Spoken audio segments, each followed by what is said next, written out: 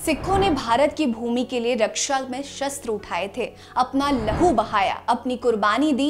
पूरा सिख इतिहास ही संघर्ष और शहादत से भरा पड़ा है। मुगलों को बोटी बोटी काटने से लेकर उनकी हेकड़ी निकालने तक सिख धर्म ने इस धरा को अपने लहू का कर्ज अदा किया है।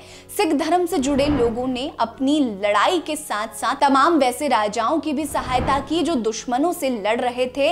इन्हीं में से एक थे गुरु नानक देव जी के बेटे बाबा श्री चंद, जिन्होंने अकबर की हेकड़ी निकालने के लिए महाराणा प्रताप के भीतर जोश भरा था। नमस्कार, मैं हूं आपके साथ रीटा और आप देख रहे हैं नेट्रिक पंजाब। आज की वीडियो में मैं आपको उस किस्से के बारे में बताऊंगी जब महाराणा प्रताप को बाबा श्री चंद की जरूरत पड़ गई थी। उससे पहले यदि आपने अभी तक हमारे चैनल को सब्सक्राइब नहीं किया है तो जल्दी से सब्सक्राइब कर लीजिए। वीडियो पसंद आएगी तो लाइक जरूर कर लीजिएगा और कमेंट सेक्शन में अपनी राय जरूर दीजिएगा। गुरु नानक देव जी ने 15वीं सदी में सिख धर्म की स्थापना की, संपूर्ण भारतवर्ष समेत अगल बगल के कई देशों की यात्रा की, कई जगहों पर उपदेश दिए, जहां गए सिख धर्म का प्रचार प्रसार किया। लेकिन आपको जानकर आश्चर्य होगा कि गुरु नानक देव जी के बेटे बाबा श्री चंद जी ने सिख धर्म नहीं अपनाया था। वो सभी कामों को छोड़कर ब्रह्म चेतना में लीन हो गए। बचपन से ही उन्होंने संन्यास मार्ग को चुन लिया था। एक और जहां गुरु नानक देव जी सिख धर्म को आगे बढ़ा रहे थे, ज्ञान अर्जन पर जोर दे रहे थे, गृहस्थी का उपदेश दे रहे थे, तो वहीं दूसरी ओर श्री चंद बचपन से ही संन्यास ग्रहण करने की इच्छा रखते थे।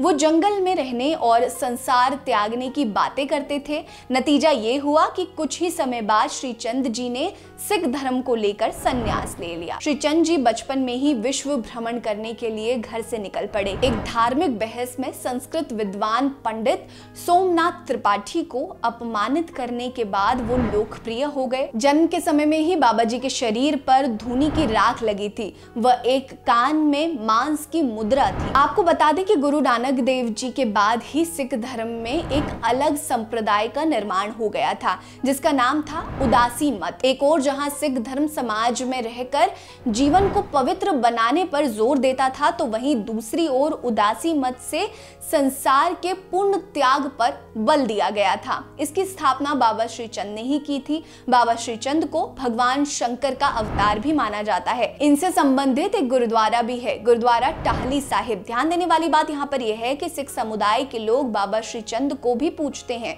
इन्होंने सिख धर्म के 5 गुरुओं के साथ अच्छे संबंध निभाए। यहाँ तक कि सिखों के छठे गुरु गुरु हरगोबिंद सिंह जी के बेटे बाबा गुरदित्ता ने उदासी मत अपनाया। इसी तरह 7वें गुरु श्री हरराय जी के बेटे ने भी उदासी मत को आगे बढ़ाया। सिखों का मानना है कि बाबा श्री चंद का जीवन काफी लंबा था। वो 135 वर्ष तक जीवित रहे थे। इनसे जुड़ी कई कहानियां हैं। कई नवाबों ने इनकी शरण ली थी, उनका पांव पखारा था। इसी कर्म में एक बार बाबा श्री चंद मेवाड़ की धरती पर पधारे। वहां पर उन्होंने लोगों के मुंह से सुना कि महाराणा प्रताप ने आक्रांताओं के खिलाफ जंग छेड़ रखी है। राजपूती शान को उन्होंने झुकने नहीं दिया है।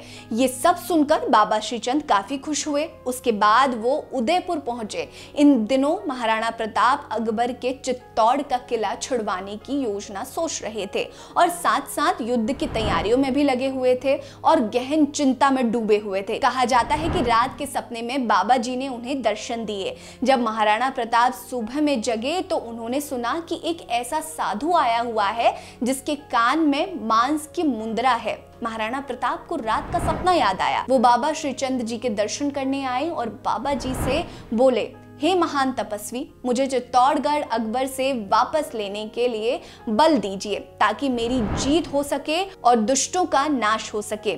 इस पर बाबा श्री चंद जी ने मुस्कुराते हुए कहा, हार जीत तो करतार के हाथ में है। धर्म पर कुर्बान होने वाले और नेक इरादे वाले इंसान पर करतार की सदा कृपा होती है। इसके बाद महाराणा प्रताप ने और दमखम एवं आत्मविश्वास के साथ अकबर से लड़ाई लड़ी थी और ये लड़ाई इतनी खतरनाक थी कि स्वयं अकबर भी कांप उठा था। बाबा श्री चंद जी से जुड़ी आपको ये कहानी हमारी कैसी लगी हमें कमेंट सेक्शन में जरूर बताइएगा। बने रहिए हमारे साथ। नमस्कार।